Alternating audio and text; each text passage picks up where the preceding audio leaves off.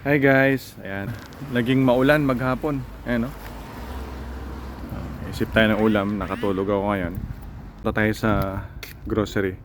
Pili tayo ng pang-ulam. So ayan guys, nandito na tayo sa Superstore. Ayan, may mili tayo ng mga pang-aros kaldo. So ito na yung laman ng cart natin. Meron tayong french fries. Ayan yung manok na pang-aros kaldo. Bumili tayo ng spring onion. Ayan guys, nakauwi na tayo. So magluto tayo ng mabilis na aros kaldo. Ayan.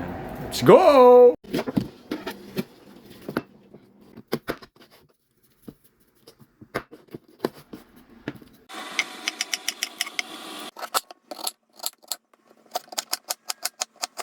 Ayan guys, so isisir muna natin yung manok para lumabas yung lasa. So, isisir muna natin siya para yung lasa niya talagang kumatas sa aros kaldo.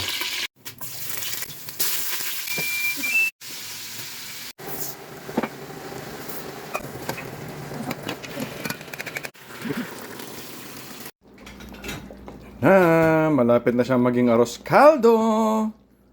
Malapit na maluto ang ating aros kaldo. Woo! So paano yan? Ganun lang kabilis magluto ng aros kaldo.